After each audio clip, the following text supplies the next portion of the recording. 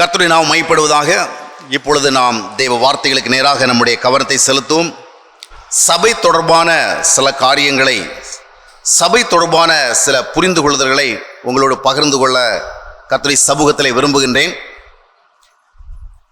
முதலாவதாக ஒரு கேள்வி, நாம் ஏன் சபைக்கு வருகிறோம்?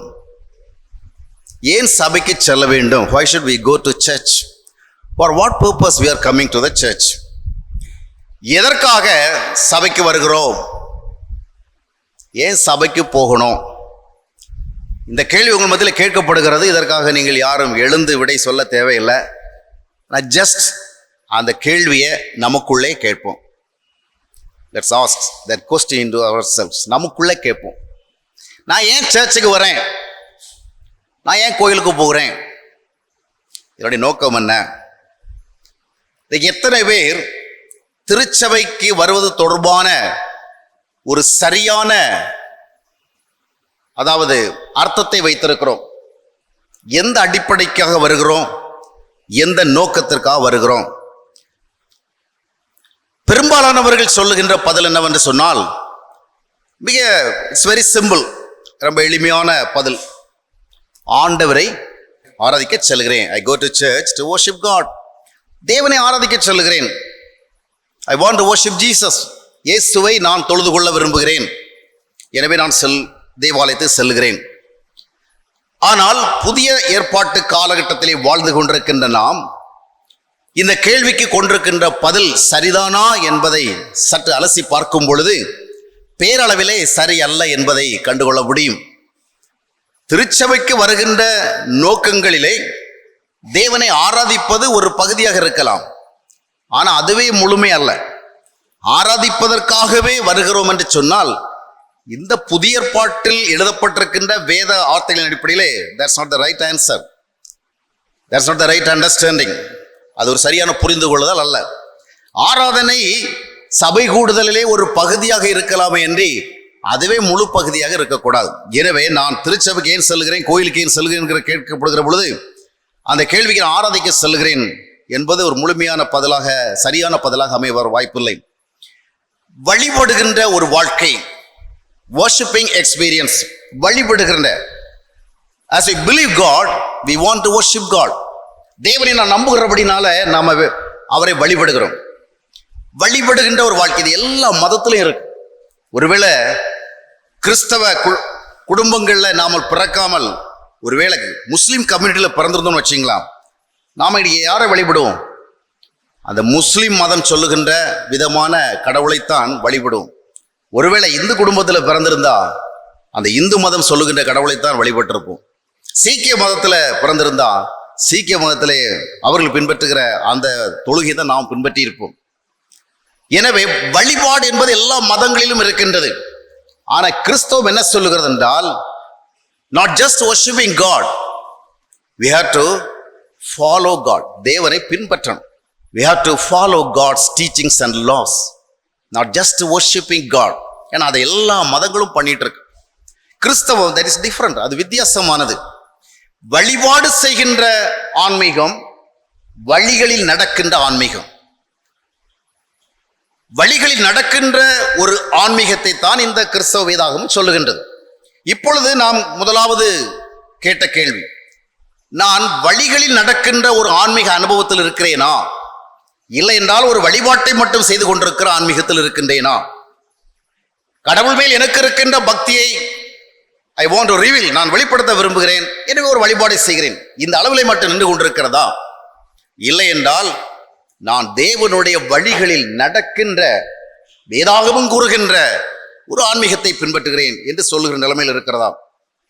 நாம் இன்றைக்கு ஒரு வேத பகுதியை வாசிக்க கேட்டோம். 2 நாளாகவும் 7ஆம் அத்தியாயத்தில் வருகின்ற சில வேத பகுதி வசனங்களை வாசிக்க கேட்டோம். அங்கே ஒரு சம்பவத்தை நமக்கு சொல்லப்பட்டிருக்கிற பார்க்கலாம். சாலமோன் ராஜா ஒரு அருமையான ஒரு மேக்னிஃபிசன்ட் டெம்பிள், ஒரு பெரிய கிரேட் டெம்பிள், ஒரு ரொம்ப பிரம்மாண்டமான டெம்பிள், அவ்வளோ அருமையான 7 ஆண்டுகள் செலவு செய்து மிக மிக நேர்த்தியாக சிறப்பாக ஒரு தேவாலயத்தை கட்டி முடிக்கிறான்.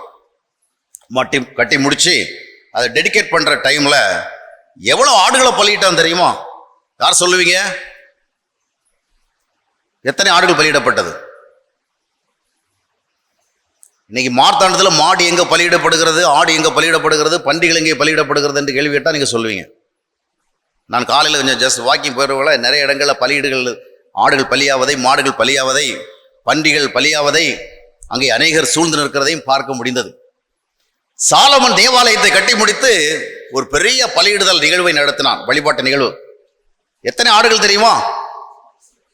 120,000. இடையப்பா, 120,000 ஆடுகளை ஒரு இடத்துல நிறுத்தி வச்சா எவ்வளவு பேர்? நாம போய் எவ்வளவு பேருக்கு உட்காந்துருக்கும்? இதை விட எத்தனை மடங்கு இருக்கும்? 120,000 ஆடுகள். மாடுகள் அது எவ்வளவு? அப்பா, ஒரு 5 மாடு நின்னாலே ஒரு பெரிய கும்பலா தெரியுது. 22,000 மாடு நின்றா எப்படி இருக்கும்?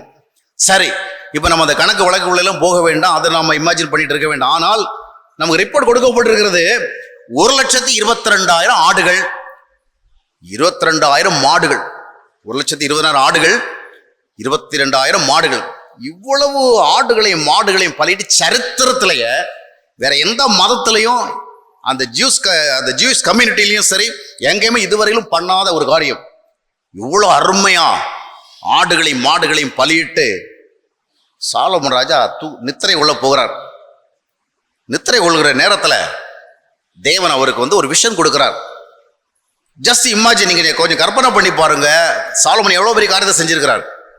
வேற யாவனும் செய்யாத அளவுக்கு ஒரு பிரம்மாண்டமான ஆலயத்தை கட்டி அங்க மிக சிறப்பாக பிரதிஷ்டை நடத்தி 1,20,000 ஆடுகளையும் 22,000 மாடுகளையும் அடித்து பலியிட்டு மிகப்பெரிய ஒரு மேளா நடத்தி முடிச்சிருக்கிறார். இந்த நேரத்துல தேவன் அவனுக்கு ஒரு தரிசனம் கொடுத்து என்ன சொல்லி இருக்கணும்? ஒருவேளை நீங்க அதை செஞ்சிருந்தா என்ன எக்ஸ்பெக்ட் பண்ணுவீங்க? பக்தனே, உன்னுடைய பக்தியை மெச்சினேன். உலகம் தோன்றிய நாள் முதல் இதுவரையிலும் ஒருவனும் இவ்வளவு பெரிதாக தன்னுடைய பக்தியை வெளிப்படுத்தினதில்லை. ஆஹா, என்ன பிரம்மாண்டமான உன்னுடைய பக்தி! 1,20,000 ஆடுகளை அடித்து எனக்கு பலியிட்டாயே, 22,000 மாடுகளை 20,000 மாடுகளை அடித்து பலியிட்டாயே என்று சொல்லி பாராட்டி இருக்கணும் இல்லையா? அவனை அப்ரிசியேட் பண்ணியிருக்கணும், அவனை பிரைஸ் பண்ணியிருக்கணும், அவனுக்கு ஒரு பெரிய ரிவார்டு தருது சொல்லணும்.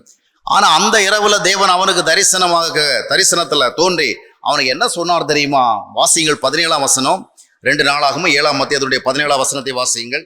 உன் தகப்பனாகிய தாவீது நடந்தது போல நீ எனக்கு முன்பாக நடந்து நான் உனக்கு கற்பித்தபடியெல்லாம் செய்து என் கட்டளைகளையும் என் நியாயங்களையும் கைக்கொள்வாயானால். பாருங்கள், இவ்வளவு ஆடுகளை பலியிட்டு இருக்கிறான், இவ்வளவு மாடுகளை பலியிட்டு இருக்கிறான். அதை பத்தி ஒரு வேர்டு மென்ஷன் பண்ணல, ஒரு அப்ரிசியேஷன் கிடையாது, அதுக்கு ஒரு அட்மிரேஷன் கிடையாது, அதுக்கு எந்த விதமான பாராட்டும் இல்லை. ஸ்ட்ரைட்டா என்ன சொல்றாரு? உங்க அப்பன் நடந்தது மாதிரி நீங்க நடந்தீங்கன்னு சொன்னா, உங்க அப்பன் சொன்னா தாவீது, என்னுடைய தாசனாகிய தாவீது என்னுடைய வழிகளில் நடப்பதில்லை கவனமாக இருந்தது போல நீங்களும் கவனமாக இருந்தால் நான் உங்களோடு இருந்து உன்னுடைய சந்ததியும் ஆசீர்வதிப்பேன். இந்த சிம்மாசனத்தில் அமர்வதற்கு ஒருபோதும் உன் சந்ததியில் ஆள் இல்லாமல் போகாது என்று சொல்லி அஷூரன்ஸ் கொடுக்கிறார். தொடர்ந்து பார்த்தீங்கன்னு சொன்னா இது ஒரு பாசிட்டிவான விஷயம், பரவாயில்ல, ஒரு நல்ல விஷயத்தை இப்படி செய்யுங்க அப்படி சொல்லுவோம். உடனே அடுத்த ஒரு நெகட்டிவ் திங் வருது பாருங்க. 19ஆம் வசனத்தை வாசியுங்கள். நீங்கள் வழி விலகி நான் உங்களுக்கு முன்வைத்த என் கட்டளைகளையும் என் கற்பனைகளையும் விட்டு போய் வேறே தேவர்களை சேவித்து அவர்களை பணிந்து கொள்வீர்களே ஆகில். பாருங்கள், வந்தவுடனே சொல்றா, என் தாவீதினுடைய வழிகள்ல நீங்க நடந்தா ஐ வில் பிளஸ் யூ, உங்களை ஆசீர்வதிப்பேன். வழிகளை விட்டு விலகினீங்க என்ன நடக்கும்? இப்ப கட்டி வச்சிருக்கிற ஆலயம் 22,000 மாடுகளை பலியிட்டு 1,20,000 ஆடுகளை பலியிட்டு ரொம்ப பிரம்மா கிராண்டா செலிப்ரேட் பண்ணியிருக்கிறீங்களே, இந்த ஆலயத்தை என்ன பண்ணிடுவேன்? எல்லாரும் பார்த்து பரிகாசம் பண்றதுக்கு, எல்லாரும் கேவலமா பார்க்குற அளவுக்கு நான் இதை என்ன செய்துவேன்? I will destroy it. ஒரு காலத்தில் நடந்தது. அநேக ஆண்டுகளுக்கு பின்பு தேவன் நேபுகாத்நேச்சார் சொல்லப்படுகிற பாபிலோன் ராஜாவை கொண்டு வந்து இந்த சாலமோன் ராஜா கட்டின ஆலயத்தை உடைத்தார், இந்த வார்த்தையின்படியே. ஏன்னா அவர்கள் தேவனுடைய வழிகளில் நடக்கவில்லை. இப்போ நம்ம பார்க்கிற காரியம் என்னவென்றால், வழிபாட்டு நிகழ்ச்சி அருமையாக நடத்தப்பட்டிருக்கிறது. அந்த வழிபாட்டின் அடிப்படையிலே நான் உன்னை ஆசீர்வதிப்பேன், உன்னோடு இருப்பேன், உனக்கு பெரிய காரியங்களை செய்வேன் அவர் சொல்லவில்லை. அதற்கு பதிலாக என்ன சொல்லுகிறார்? தாவீதினுடைய வழிகளிலே என் தாசனாகிய தாவீது நடந்தது போல நீங்களும் நடப்பீர்கள் என்று சொன்னால் நான் உங்களை ஆசீர்வதிப்பேன். அப்போ ஆண்டவர் வழிபாடுகளுக்கு அல்ல முக்கியத்துவம் கொடுக்கின்றார். எதற்கு முக்கியத்துவம் கொடுக்கிறார்? அவருடைய வழிகளில் நடப்பதற்கு. எவ்வளவு பிரமாதமாக நாம் வழிபாடு நடத்தினாலும் அவருடைய வழிகளில் நடக்கவில்லை என்று சொன்னால் தேவனால் ஆசீர்வதிக்கப்படுவதற்கான வாய்ப்பை நாம் இழப்பதோடு தேவனால் சபிக்கப்படுவதற்கான ஒரு வாய்ப்பை பெற்றுக் கொள்கிறோம். இன்னைக்கு அநேக கிறிஸ்தவர்களுடைய வாழ்க்கையில பார்த்தீங்கன்னா ஜெபம் இருக்கிறது, பைபிள் ரீடிங் இருக்கிறது, சர்ச் கோயிங் இருக்கிறது, நிறைய மினிஸ்ட்ரிஸ் நிறைய சப்போர்ட் பண்றாங்க, நிறைய ஃபண்ட்ஸ் கொடுக்குறாங்க, நிறைய மிஷனரி சாபங்களை தாங்குறாங்க. இந்த விதமா தாங்குகிற பல குடும்பங்களில் நடைபெறுகிற நிகழ்வுகளை கவனித்து பார்க்கும் பொழுது கஷ்டமா இருக்கும். நிறைய குடும்பங்கள்ல சமாதானம் இல்லை, சந்தோஷம் இல்லை, நிறைய நெருக்கடி. இவ்விதமான சூழல்களை சொல்லப்படுகிற காரியம் என்னென்றால், இவ்வளவு அவர் பக்தியா இருக்கிறாரு, இவ்வளவு கோயிலுக்கு போறாரு, கோயிலுக்கு எவ்வளவு செலவு பண்றாரு, கோயில் மாடு மாதிரி கோயிலே சுத்தி சுத்தி வந்து வீட்டு விவகாரங்களை எல்லாம் கூட விட்டுட்டு கோயில் சம்பந்தமான காரியங்களை எவ்வளவு ஆர்வமா இருக்கு, அவருடைய குடும்பத்துல ஏன் இந்த மாதிரி நடக்கிறது என்று. பக்திமானுக்கும் துன்பங்கள் வரும். துன்மார்க்கனுக்கு நடப்பது போலவே சன்மார்க்கனுக்கு நடக்கணும் பைபிள் சொல்லப்படுகிறது. ஆயினும் சில குடும்பங்களிலே அவர்களுடைய வழிபாடுகளின் அடிப்படையிலே, தொழுகைகளின் அடிப்படையிலே தேவன் மேல் அவர்கள் வைத்திருக்கிற பக்தியை வெளிக்காட்டுவதற்கு அவர்கள் செய்கிற காரியங்கள் அடிப்படையிலே they are not blessed. காரணம் என்னவென்றால், தேவன் நாம் எவ்வளவு ஆராதனை செய்கிறோம், எவ்வளவு வழிபாடு செய்கிறோம், எவ்வளவு தொழுகை நடத்துகிறோம், எப்படி பாடுகிறோம், துதிக்கிறோம், எப்படி காணிக்கை கொடுக்கிறோம் என்ற அடிப்படையில் அல்ல. All these things are secondary. முதலாவது நாம் அவருடைய வழிகளில் நடக்கிறோமா? சங்கீதம் 128:1 என்ன சொல்கிறது? கர்த்தருக்கு பயந்து அவருடைய வழிகளில் நடக்கிறவன் எவனோ? Those who fear God and walk in his ways, they are blessed. அருமையானவர்களே, வழிபாடுகளின் அடிப்படையில் அல்ல தேவன் நம்மை ஆசீர்வதிக்கின்றார், அவருடைய வழிகளில் நடப்பதன் வழியாகத்தான் ஆசீர்வதிக்கிறார். கிறிஸ்தவர்களாகிய நாம் கிறிஸ்துவை ஆராதிப்பதோடு நின்று விடுகிறோமா? கிறிஸ்துவின் வழிகளில் நடப்பதிலே கவனம் செலுத்துகிறோமா? இந்த ஆலயம் என்று சொல்லப்படுகிறதான இந்த இடத்திலே அமர்ந்திருக்கின்ற நாம் கிறிஸ்துவின் வழிகளில் நான் நடக்கிறேன் என்று சொல்லுகின்ற நிச்சயத்தை எத்தனை பேர் பெற்றிருக்கிறோம் என்பதை நாம் சிந்திக்க வேண்டும். வேறு எத்தனை பேர்கள் பெற்றிருக்கிறார்களோ அதை கவனிக்க தேவையில்லை. என் பக்கத்தில் இருக்கிற ஒரு கிறிஸ்துவின் வழியில் நடக்கிறாரா, என் பின்னால உட்கார்ந்து இருக்க கிறிஸ்துவின் வழியில் நடக்கிறாரா, எனக்கு முன்னால் உட்கார்ந்து இருக்கிறவங்க கிறிஸ்துவின் வழி நடக்கிறாரா, ஆராதிக்கிறாரே, வழி நடக்கிறாரா என்று நீங்கள் கேள்வி கேட்க வேண்டாம். நான் நடக்கிறேனா? கிறிஸ்துவின் வழிகளில் நடவாதவன், கிறிஸ்துவனுடைய வார்த்தையின்படி வாழாமல் கிறிஸ்துவை ஆராதித்தால் அந்த ஆராதனை ஏற்றுக்கொள்ளப்படாமல் போவது மட்டுமல்ல, அது தேவனால் எதிர்க்கப்படுகிறது. காட் அப்போஸ் பண்றார், இந்த மாதிரி ஆராதனை பண்ணாதப்பா, நீ என் வார்த்தையின்படி வாழ்கிறது இல்லை, நீ என்னுடைய வசனத்தை கீழ்ப்படுகிறது இல்லை, எந்த மாதிரிப்பட்ட சுபாவங்களோடு நீ வாழணும், எந்த மாதிரிப்பட்ட மனநிலையோடு நீ இருக்கணும், எந்த விதமான செயல்களை நீ செய்யணும் அப்படின்னு உனக்கு எழுதி கொடுத்திருக்கிறேன். நீ பிரமாணங்களெல்லாம் மீறுகிறாய், சட்டத்திட்டங்களை மீறுகிறாய், உபதேசங்களை மீறுகிறாய், ஆனால் நீ எனக்கு ஆராதனை செய்கிறாய். But I don't like this. இதைத்தான் ஏசாயா தீர்க்கதரிசியுடைய காலத்தில் ஆண்டவர் சொன்னார். ஏசாயா தீர்க்கதரிசி புஸ்தகம் 1 மத்தியத்தினுடைய 10 வசனத்திலிருந்து 17 வசனங்கள் நீங்கள் வாஸ்து பார்ப்பீங்கன்னு சொன்னால் அங்கே நீங்கள் ஒரு முக்கியமான சமாச்சாரத்தை பார்க்க முடியும். என்னன்னு சொன்னால், தேவன் சொல்கிறாரு, இந்த பலிகளெல்லாம் எனக்கு வேண்டாம், இந்த பண்டிகை ஆசீர்வாதம் எனக்கு வேண்டாம், இந்த ஓய்வு நாள் கொண்டாட்டம் எனக்கு வேண்டாம், இந்த மாத பிறப்புகள் தோறும் நீங்கள் நடத்துகிற ஆராதனை எனக்கு வேண்டாம், வீணான காணிக்கைகளை நீ கொண்டு வர வேண்டாம், நீங்கள் இனி எவ்வளவு ஜெபம் பண்ணாலும் கேட்க மாட்டேன். பாருங்கள், இவைகள் எல்லாவற்றையும் செய்யணும். நீங்க பள்ளியிடணும், பண்டிகையை ஆசரிக்கணும், ஓய்வு நாள் ஆசரிக்கணும், வருஷப்பிறப்பு ஆசரிக்கணும், காணிக்கை கொடுக்கணும், ஜெபம் பண்ணணும். இந்த மாதிரிலாம் அவர்களுக்கு சொன்னது யாரு? தேவன் தான். மோசையின் மூலமாக இந்த பிரமாணங்கள் எல்லாம் கொடுத்தார். அதே தேவன் தான் ஏசாயா தீர்க்கதரிசியை கூப்பிட்டு சொல்லுகிறார், ஸ்டாப் ஆல் தீஸ் திங்ஸ், இந்த எல்லாவற்றையும் நிறுத்தும். I hate all these things. I don't like this worship. Stop bringing meaningless offerings. Even though you say long prayers, I am not going to listen. அவர் ஒரு காலகட்டத்தில் வேணும்னு கேட்டதெல்லாம் இப்ப வேண்டாம் வெறுக்கிறார். காரணம் என்னவென்றால், வழிபாட்டு ரீதியாக பண்டிகைகளை ஆசரித்தார்கள், ஓய்வு நாட்களை ஆசரித்தார்கள், வருஷப்பிறப்புகளை ஆசரித்தார்கள், மாதப்பிறப்புகளை ஆசரித்தார்கள், காணிக்கை கொடுத்தார்கள், ஜெபம் செய்தார்கள். But they didn't walk in the ways of God. தேவனுடைய வழிகளில் நடக்கவில்லை. அதனால் அவர்களை கூப்பிட்டு ஏசாயா தீர்க்கதரிசி மூலமாக எச்சரித்தார், இதெல்லாம் நிறுத்துங்கள், உங்களுடைய ஆராதனைகள் மேல் எனக்கு பிரியமில்லை. ஏசாயா தீர்க்கதரிசி மூலமாக மட்டுமல்ல, ஆமோஸ் தீர்க்கதரிசியுடைய நாட்களிலும் கூட அதைத்தான் ஆண்டவர் சொன்னார்.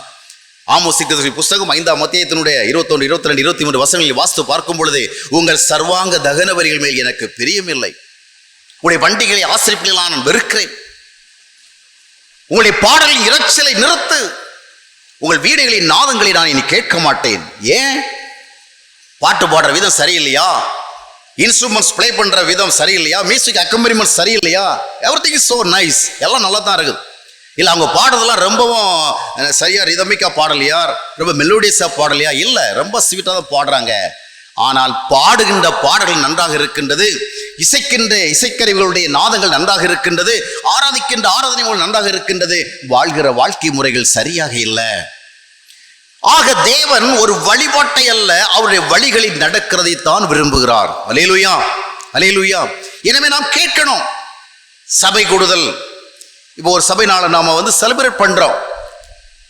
ஏதாவது ஒரு நம்ம செலிப்ரேட் பண்றோம்னா என்னங்க அர்த்தம்? நமக்கு ஒரு குழந்தை பிறந்தா அந்த குழந்தையுடைய பர்த்டே நம்ம செலிப்ரேட் பண்றோம். ஏன்? நமக்கு ஒரு குழந்தை கிடைச்சா ரொம்ப சந்தோஷமான விஷயம், அப்படிதானே? கல்யாணம் நடந்தா வெட்டிங் டே செலிப்ரேட் பண்றோம். ஏன்? ஒரு மனுஷனுடைய வாழ்க்கையில கல்யாணம் நிகழ்ந்தா ரொம்ப சந்தோஷமான விஷயம். அதனாலதான் வருஷம் வெட்டிங் டே கொண்டாடி பிரியாணி சாப்பிடுறோம், கேக் கட் பண்றோம், இல்லையா? இந்த மாதிரி ஏதாவது ஒரு முக்கியமான ஈவென்ட் நடக்கின்ற பொழுது அதனால நமக்கு சில சடன் பெனிஃபிட்ஸ் வி என்ஜாய், சில நன்மைகளை நம்ம அனுபவிக்கிறோம். அதனால வி விஷ் டு செலிப்ரேட். அப்ப சபைனால நம்ம செலிப்ரேட் பண்றோம்னா நாம சபைக்கு வருகிறதுனால நமக்கு என்ன நன்மை, அதை யோசிக்கணும், இல்லையா? எத்தனை ஆண்டு காலமாக நம்ம திருச்சபைகளுக்கு வருகிறோம் என்று அறிந்திருக்கின்றோம். இவைகளினால் how much we have been benefited spiritually, to what extent we have been benefited, எந்த அளவு பயன்பெற்று இருக்கிறோம் அதை சிந்திக்கணும். அப்ப நம்ம செலிப்ரேட் பண்றோம். அல்லேலூயா. அப்ப நம்ம செலிப்ரேட் பண்ணலாம். அருமையானவர்களே, வழிபாடுகள் அல்ல, வழிபாடுகள் வேண்டாம் என்றல்ல, வழிபாடுகள் எங்க வரணும்? இரண்டாவது இடத்துக்கு போகணும். மேத்தமேட்டிக்ஸில் பார்த்தீங்கன்னா நிறைய ஜீரோஸ் வருது, இல்லையா? ஜீரோஸ் எல்லாம், ஜீரோக்கு எவ்வளோ வேல்யூ இருக்கு? ஏதாவது வேல்யூ இருக்கா மார்த்தாண்டத்தில்? எங்கள் ஊரில் ஒரு வேல்யூவும் கிடையாது. உங்கள் ஊரில் ஏதாவது வேல்யூ இருக்கா? எந்த ஊர்லேயும் வேல்யூ கிடையாது. அமெரிக்காவுக்கு போனாலும் சரி, இங்கிலாந்துக்கு போனாலும் சரி, அர்ஜென்டினாவுக்கு போனாலும் சரி, ஆஸ்திரேலியாவுக்கு போனாலும் சரி, எங்கேயுமே ஜீரோக்கு என்ன கிடையாது? வேல்யூ கிடையாது. உண்மையா? இல்லை, வேல்யூ இருக்கு. அது இருக்கிற இடத்த பொறுத்தது, அப்படித்தானே? அது இருக்கிற இடத்த பொறுத்தது. ஒரு 1 ஒரு 2 அந்த மாதிரி ஒரு டிஜிட்டுக்கு அந்த பக்கம் வந்துன்னு சொன்னால் அதுக்கு வேல்யூ, இந்த பக்கம் வந்துன்னு சொன்னால் அதுக்கு வேல்யூ கிடையாது. வேல்யூ இல்லாத மட்டுமல்ல, அந்த டிஜிட்டுடைய வேல்யூ தானே பண்ணிடும், ஒன்றுகளாக பண்ணிடும். ஆனால் ஒரு 1 2 3 4 இந்த மாதிரி ஒரு டிஜிட்டுக்கு அந்த பக்கமாக வந்தால் ஒரு ஜீரோ ஆட் ஆனால் அதுக்கு ஒரு வேல்யூ, இன்னொரு ஜீரோ ஆட் ஆனால் அதுக்கு இன்னொரு வேல்யூ, இன்னொரு ஜீரோ ஆட் ஆனால் அதுக்கு இன்னொரு வேல்யூ இன்க்ரீஸ் ஆகிட்டே போயிட்டு இருக்கோம். அது இந்த பக்கம் வந்துச்சு, இந்த டிஜிட்டுடைய வேல்யூவில் என்ன செய்யும்? அது கீழே டிக்ளைன் பண்ணிகிட்டே இருக்கும், டிக்ரீஸ் பண்ணிட்டே இருக்கும். அதே போல் தாங்க நாம் ஆராதிக்கிற இதெல்லாம் ஒரு ஜீரோ தான், சைபர். நம்ம பிரார்த்தனை பண்ணுறதெல்லாம் ஒரு ஜீரோ தான், நம்ம கோயிலுக்கு வர்றதெல்லாம் ஒரு ஜீரோ தான், நாம் ஜெபம் பண்ணுறது, நம்ம காணிக்கை கொடுக்கறது, ஏன் நம்ம ஊழியம் செய்கிறது ஜீரோ தான். இதெல்லாம் வெறும் ஜீரோக்கள் தான், இதுக்கு ஒரு வேல்யூவும் கிடையாது தனிப்பட்ட முறையில். ஆனால் தேவனுடைய வழிகளில் நடக்கின்ற அனுபவம் என்று சொல்லப்படுகிற 1 அல்லது 2 முன்னால வந்தா பிரேயருக்கும் வேல்யூ வரும், ஆராதனைக்கும் வேல்யூ வரும், காணிக்கைக்கும் வேல்யூ வரும், ஊழியத்திற்கும் வேல்யூ வரும். இல்லைன்னா இவங்களெல்லாம் உபயோகம் இல்லாத வெறும் ஜீரோஸ். இது ஹீரோஸா இருக்க முடியாது. அது வர வேண்டிய இடத்துல வந்துச்சுன்னு சொன்னா they will become heroes, இல்லைன்னா வெறும் ஜீரோஸ். அருமையானவர்களே, வழிபடுகின்ற ஒரு வாழ்க்கை மட்டுமல்ல, தேவ வழிகளில் நடக்கின்ற வாழ்க்கை முதலிடத்திற்கு வரணும். இன்றைக்கு ஆண்டவருடைய வழிகளில் நடக்கின்ற அனுபவத்தை முதலிடத்தில் வைத்து நாம் வாழ்கிறோமா? இன்னைக்கு நான் பல ஊர்களுக்கு செல்லுகிறேன். 100 ஆண்டு காலமாக இந்த ஆலயம் இங்கே செயல்படுகிறது என்று சொல்லுகிறதை நான் கேள்விப்பட்டிருக்கிறேன். 150 ஆண்டு காலமாக செயல்பட்டிருக்கு என்று சொல்லுவதை நான் கேள்விப்பட்டிருக்கேன். சில ஆலயங்களில் 150வது ஆண்டு விழா, 175வது ஆண்டு விழா, 200வது ஆண்டு விழாக்கள் நான் அழைக்கப்பட்டு தேவசீலை கொடுத்திருக்கிறேன். ஆனால் 100 ஆண்டுகளுக்கு முன்பாக கட்டப்பட்ட அதே ஆலயமே அவர்களுக்கு இன்றும் போதுமானதாக இருக்கிறது. இன்னைக்கு ஒரு குடும்பத்தில் ஹஸ்பண்ட் ஒய்ஃபு 2 பேர் ஒரு வீடு வாங்கி அதில் வாழ்கிறாங்க, குழந்தை பிறக்குது, அப்புறம் குழந்தைகள் வளர்கிறாங்க, அப்புறம் அவங்களுக்கு கல்யாணம் ஆகுது. ஒரு 25 வருஷத்துக்குள்ள எத்தனை வீடுகள் தேவைப்படுது? யோசித்து பாருங்க. 25 வருஷத்துக்குள்ள எத்தனை வீடு தேவைப்படுது? ஆனால் 100 ஆண்டுகளாக இந்த ஆலயம் இருக்கிறது, 150 ஆண்டுகளாக ஆலயம் இருக்கிறது என்று நம்ம சந்தோஷமா சொல்றோம். நல்ல விஷயம்தான். இன்றும் அந்த ஆலயம் அந்த இடத்துல இருக்கிறதுக்காக we have to be very happy. ஆனா இது எவ்வளவு விரிவடைந்திருக்க வேண்டும், இது எவ்வளவு பெரிதாக இருக்க வேண்டும், இதுபோல் எத்தனை ஆளுங்களாக உருவாகி இருக்க வேண்டும், எவ்வளவு எக்ஸ்டென்ஸ் ஏற்பட்டிருக்க வேண்டும் என்று நான் சிந்திப்பேன். ஆனால் அந்த கூடுகை நடத்துகின்றவர்கள் ரொம்பவும் சந்தோஷமா, எத்தனை ஆண்டுகளாக இந்த ஆலயம் இந்த இடத்துல இருக்கிறது. ஆனா அந்த அளவுக்கு பெருக்கம் இல்லை. காரணம் என்ன? வெறும் வழிபாடுகள் மட்டுமே கிறிஸ்தவத்தினுடைய அடையாளமாக இருந்தால் கிறிஸ்தவம் ஒருபோதும் வளராது, அவர்களுடைய எல்லையோடு நிற்கும். கிறிஸ்துவின் வழிகளில் நடக்கின்ற அடையாளங்கள் கிறிஸ்தவத்தில் இருந்தால் கிறிஸ்தவம் வளரும். இன்னைக்கு மட்டும் இந்தியாவில் ஏறெடுக்கப்பட்ட பிரேயர்கள், செய்யப்பட்ட ஊழியங்கள், நடத்தப்பட்ட ஆராதனைகள், இவை எல்லாருடைய அடிப்படையிலும் பார்த்தா எவ்வளவோ கிறிஸ்தவம் வளர்ந்திருக்கணும் தெரியுமா? இன்னைக்கு நடைபெறுகிற ஊழியர்கள் அடிப்படையிலே கிறிஸ்தவம் வளர்ந்திருந்தா எவ்வளவு வளர்ந்திருக்கணும். ஏன் வளரலன்னா இன்னும் நிறைய சொல்லலுங்கிறது மட்டும் காரணம் இல்ல, இன்னும் நிறைய இடங்களுக்கு ரீச் ஆகல, அது மட்டுமே காரணம் கிடையாது. கிறிஸ்தவர்களாக தங்களை அடையாளப்படுத்துகின்றவர்கள் கிறிஸ்துவின் வழிகளில் நடப்பதிலே மிகவும் பின்தங்கி இருக்கிறார்கள். இன்றைக்கு என்னை இந்த இடத்துக்கு அழைத்து வந்த சகோதரர் ஸ்டான்லி அவர்கள் சொன்ன ஒரு வார்த்தையை திரும்ப திரும்ப சொல்லிக் கொண்டு வந்தார்கள். இந்தியாவிலே கிறிஸ்தவம் இதைவிட அதிகமா பின்வாங்க முடியாது, இதை விட அதிகமா என்ன செய்ய முடியாது, பின்வாங்க முடியாது. அந்த அளவுக்கு சோத்துல போய் இடிக்கிற அளவுக்கு என்னாச்சு, கிறிஸ்தவர்கள் முழுமையாக பின்வாங்கி விட்டார்கள். இனி பின்வாங்கிறதுக்கு இடமே கிடையாது, அவ்வளவு பேக்ல வந்துட்டாங்க. இதான் நிலைமை. கிறிஸ்தவம், கிறிஸ்தவ ஆலயம், கிறிஸ்தவ வழிபாடு, கிறிஸ்தவ செயல்பாடு, நிறைய விஷயங்கள் இருக்கு, நிறைய சமாச்சாரங்கள் இருக்கிறது. ஆனா கிறிஸ்தவர்கள் என்று சொல்லுகிறவர்கள் யார்? ஒருவன் கிறிஸ்தவுக்குள் இருந்தால் 2 கொரிந்தியர் 5:17 சொல்லுகிற ஒரு கிறிஸ்துவுக்குள் இருந்தால் அவன் யாராக இருக்கிறான்? Now he is a new creation. அவன் பழைய ஆள் கிடையாது. Now he is a new creation. In him all things are new. All old things went away. இந்த அனுபவம் நம்மிடத்தில் எத்தனை பேர் இருக்கிறது? நம்ம வெளியே உள்ளவங்களெல்லாம் விட்டுருவோம். நாம சபைனால செலிப்ரேட் பண்ற அந்த நேரத்தில் நான் கிறிஸ்துக்குள் புதிய சிருஷ்டியா இருக்கிறேன்னா, நிறைய பழைய விஷயம்லாம் போயிடுச்சா? ஒரு 5 வருஷத்துக்கு முன்னாடி இருந்த வெறுப்பு, விரோதம், கசப்பு, காய்மகாரம், அகம்பாவம், ஆணவம், இந்த மாதிரி நிறைய காரியங்கள் போயிடுச்சா? கொஞ்சம் வருஷங்களுக்கு முன்னாடி எல்லாருக்கிட்டையும் இருந்தது. என்கிட்டயும் நிறைய பேட் ஆட்டிடியூட்ஸ் இருந்து, நிறைய மோசமான கேரக்டர்ஸ், பிஹேவியர்ஸ் எல்லாம் நிறைய இருந்தது. எல்லா மனுஷ வாழ்க்கையிலும் இருக்கும். ஆனா கிறிஸ்துக்குள் வந்து விட்டது உண்மை என்று சொன்னா இதெல்லாம் போயிடும். இப்ப நம்ம இடத்துல இருந்து எவ்வளவு பேட் கேரக்டர்ஸ் எல்லாம் போயிடுச்சு, எவ்வளவு கெட்ட குணங்கள் எல்லாம் போயிடுச்சு, வெறுப்பு, கசப்பு, கோபம் எல்லாம் போயிடுச்சா? 5 வருஷத்துக்கு முன்னாடி யாரை பகைச்சிட்டு இருந்தோமோ அவங்களை இப்ப நம்ம பகைக்காம நேசிக்கிறோமா? 5 வருஷத்துக்கு முன்னாடி யார் மேல வைராக்கியம் வச்சிருந்தோமோ அந்த வைராக்கியத்தை விட்டுட்டோமோ? 5 வருஷத்துக்கு முன்னாடி யார்கிட்ட பேசாம சேர்ச்சுக்குள்ள வந்தோமோ, யார்கிட்ட பேசாமலே கம்யூனியன் வாங்கிட்டு போனோமோ அந்த நிலைமையில மாறிடுச்சா? இப்ப நான் பேசுறேன், பழகிறேன், கொள்றேன், அன்பா இருக்க அப்படி சொல்ல முடிகிறதா? கிறிஸ்துக்குள்ள இருந்தவன் என்ன செய்வான்? அவன் பிளெக்சிபிளா மாறிட்டே இருப்பான், பழசு மாதிரி இருக்க மாட்டான். எனவே வழிபாடுகளின் வாழ்க்கை அல்ல, வழிபடுகின்ற ஒரு வாழ்க்கை. இன்னைக்கு நிறைய பேருக்கு சர்ச்சுக்கு வருகிறோம் என்று சொல்லுகிற பொழுது கூட அதனை சரியாக புரிந்து கொள்கிற உணர்வு இல்லை. நீங்கள் எல்லாம் நன்றாக புரிந்து வைத்திருப்பீங்க நான் உங்களுடைய நம்புகிறேன். ஏன்னா நீங்கள் நிறைய கற்றவங்க இருக்கிறீங்க, நிறைய படிச்சவங்க இருக்கிறீங்க, நிறைய உங்களுக்கு விவரம் தெரியும், நிறைய ஊழியங்களை எல்லாம் நீங்க தாங்குறீங்க, பெரிய பின்னணி, உங்களுக்கு பெரிய ஹிஸ்டரி இருக்கு உங்க பின்னால. ஆனால் நீங்கள் நிறைய தெரிஞ்சு வச்சிருக்கலாம். ஆனால் நிறைய இடங்களுக்கு நான் போகிற பொழுது பல இடத்துல கேள்விகள் கேட்கும் பொழுது இந்த சர்ச் கமிங்கினுடைய அர்த்தமே அவங்களுக்கு புரியலை. முதலாவதாக இந்த சபை, கோயில், இந்த இரண்டுக்கு இடையில இருக்கிற வித்தியாசத்தை கண்டுபிடிக்கணும். நாம ஒரு பக்திக்காக சொல்றோம், எங்க போறீங்க? கோயிலுக்கு போறேன். என்ன பண்றீங்க? ஆராதனை பண்றேன். ஒரு பக்திக்காக சொல்லலாம். ஆனா கோயிலுக்கு போகிறேங்கிறது வேற, சர்ச்சுக்கு போகிறதுங்கிறது வேற. நாம ஒரு பக்திக்காக இதெல்லாம் ஆலயம், தேவாலயம் அப்படிலாம் சொல்றோம். இப்படி சொல்றதே தப்புன்னு நான் சொல்ல வரல. ஆனா புதிய ஏற்பாட்டின் வெளிச்சத்துல பார்க்கும் பொழுது there is no more temple. there is no more temple. Temple என்பது வேற, சர்ச் என்பது வேற. சர்ச் என்பது ஒரு ஃபெல்லோஷிப், டெம்பிள் என்பது ஒரு ஸ்ட்ரக்சர், ஒரு பில்டிங், ஏதோ ஒரு ஸ்ட்ரக்சர், அதுல காட் இருக்கிறாருங்கிற ஒரு நம்பிக்கை, இதான் சார்ந்த டெம்பிள். அப்போ கோயிலுக்கு போகிறேன்னு சொல்லுகிற பொழுது நாம ஒருவேளை அது ஒரு வார்த்தை எப்படி யூஸ் பண்றோம், கோயிலுக்கு போகிறவங்க சொல்லும் பொழுது கோயிலுக்கு போறது வேற, சர்ச்சுக்கு போறது வேற. கோயிலுக்கு போறதுன்னா என்ன கான்செப்ட்னு சொன்னா, பொதுவாக உலகத்துல கோயில்னு சொன்னா கடவுள் அங்க இருக்கிறார் அப்படின்னு அர்த்தம். ஏன்னா கடவுள் இருக்கிற இடம் தான் கோயில், அப்படித்தானே? கடவுள் இல்லாத இடம் கோயில் கிடையாது. கோயில் கடவுள் இருக்கின்ற இடம். அப்போ தேவ ஆலயம்னா தேவன் அங்கே வந்து தங்குகிற இடம், வாசம் பண்ணுகிற இடம்னு அர்த்தம். இப்போ கோயில்ல கடவுள் இருந்தாதான் அது ஆலயம். இப்போ உதாரணமாக ஒரு குறிப்பிட்ட ஊர்ல ஒரு கோயில் இருக்குது, ஒரு தேவாலயம் இருக்குது.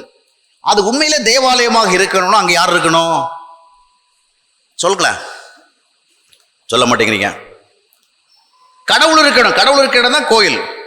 ஆனா புதிய ஏற்பாடு என்ன சொல்லுதுன்னு சொன்னா, மனிதர்கள் கட்டுகின்ற கட்டடங்களிலே அவர் தங்குகிறது இல்லை அப்படின்னு சொல்லுது. நம்ம கையில் இருக்கிற பைபிள் தான் சொல்லுது. நான் பாண்டிச்சேரிந்து கொண்டு வந்த பைபிள் அல்ல. நீங்கெல்லாம் யூஸ் பண்ற அதே பைபிள் சொசைட்டி பைபிள் தான் நானே யூஸ் பண்றேன். அதுல படிக்கும் பொழுது சொல்லுகிறது, வாசியுங்கள். அப்போஸ்தலர் நடவடிக்கைகள் 7ஆம் அத்தியாயத்தினுடைய 48வது வசனம். ஆகிலும் உன்னதமானவர் கைகளினால் செய்யப்பட்ட ஆலயங்களில் வாசமாகிறார். உன்னதமானவர் கைகளினால் செய்யப்பட்ட ஆலயங்களிலே வாசமாகிறார். இப்ப ஒரு ஊர்ல ஒரு பெரிய ஆலயம் இருக்கு, ரொம்ப ஃபேமஸ் ஆலயம், நூற்றாண்டுகளா இருக்குன்னே வச்சுங்க. ஒரு ஊர்ல ஒரே பெரிய ஆலயம். இப்ப இந்த ஆலயத்துல கடவுள் இருக்கிறாரா இல்லையா? அந்த வசனத்தின்படி இருக்கிறாரா இல்லையா? இல்லைங்க.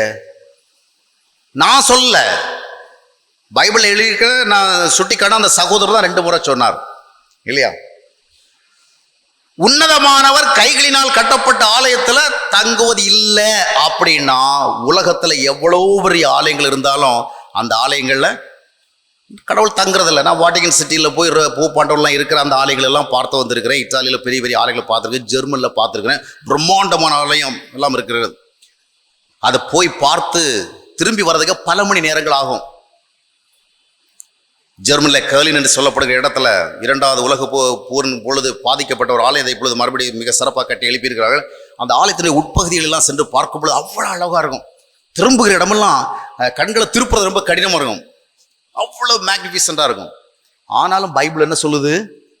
உன்னதமானவர் கைகளினாலே கட்டப்பட்ட ஆலயங்களிலே வாசம் பண்ணுவதில் சொல்றது யாரு? ஸ்தேவான் சாக போர் நேரத்தில் சொல்றார். நாம எப்பவுமே ஒருத்தர் சொல்றதை வச்சு ஒரு முடிவுக்கு வரக்கூடாது. அதுக்கு ஒரு சாட்சி வேணும், ஒரு விட்னஸ் வேணும், அப்படிதானே?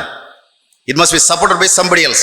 சரி, வேறொரு வசனம் வாசிப்போம். அப்போஸ்தலர் நடவடிக்கைகள் 17ஆம் அத்தியாயத்தோட 24வது வசனம். உலகத்தையும் அதிலுள்ள யாவற்றையும் உண்டாக்கின தேவனானவர் வானத்திற்கும் பூமிக்கும் ஆண்டவராயிருக்கிறபடியால் கைகளினால் கட்டப்பட்ட கோவில்களில் அவர் வாசம் பண்ணுகிறதில்லை. இது யார் சொல்றது? செயின்ட் பால். அது யார் சொன்னது? சைமன் அவர் சொல்றாரு. ஸ்தேவான் அவர் சொல்றாரு. இவர் யார் சொல்றார்? பால் சொல்றாரு. அப்போஸ்தலனாகிய பவுல் 2 பேரும் சொல்லிட்டாங்க. அப்போ அதன் மூலமா நமக்கு சொல்லப்படுகிற காரியம் என்னவென்றால், எந்த கோயிலாக இருந்தாலும் சரி, நாம பக்தியாக நினைத்தாலும் அந்த கோயில்ல கடவுள் இல்லை. ஏசாயா தீர்க்கதரிசி புஸ்தகம் 66ஆம் அத்தியாயத்தினுடைய 1வது வசனத்தை வாசிங்க. ஏசாயா தீர்க்கதரிசி 66:1. இதே வசனம் நாம் சற்று முன்பு வாசிக்க கேட்ட அப்போஸ்தலர் நடவடிக்கைகள் 7ஆம் அத்தியாயத்தினுடைய 49வது வசனம் வருகிறது. இப்பொழுது ஏசாயா 66:1 வாசிப்போம். கர்த்தர் சொல்லுகிறது என்னவென்றால், கர்த்தர் சொல்லுகிறது என்னவென்றால், வானம் எனக்கு சிங்காசனம், வானம் எனக்கு சிங்காசனம், பூமி எனக்கு பாதப்படி, பூமி எனக்கு பாதபடி. நீங்கள் எனக்கு கட்டும் ஆலயம் எப்படிப்பட்டது? நீங்கள் எனக்கு கட்டுகின்ற ஆலயம் எப்படி? நான் தங்கி இருக்கும் ஸ்தலம் எப்படிப்பட்டது? நான் தங்கி இருக்கிற ஸ்தலம் எப்படி? என்ன கேட்கிறார்? நீங்க எனக்கு ஆலயம் கட்ட முடியுமா? என்ன தங்க வைக்க முடியுமா? வானத்தையும் பூமியும் படைத்தவர் எனக்கு நீ கோயில் கட்டி அங்க உட்கார வைப்பியா? முடியாது. அதன் மூலமா அருமையான சகோதரர்களே, சகோதரிகளே, தேவன் நமக்கு தெளிவாக சொல்லுகிற காரியம் என்னவென்று சொன்னால், எந்த ஒரு ஆலயத்திலும் நான் இல்லை, எந்த ஒரு ஆலயத்திலும் நான் இல்லை, எந்த ஒரு கோயில் நான் இல்லை. அப்போ நான் ஒரு கோயிலுக்கு போறேன். எதுக்கு போறேன்? வழிபட போகிறேன். அப்படின்னு சொன்னா கோயில்ல கடவுள் இருந்தா தானே வழிபடுறது. அப்போ கோயில்ல போய் வழிபடுகிற காலம் பழைய ஏற்பாட்டோடு முடிஞ்சு போச்சு.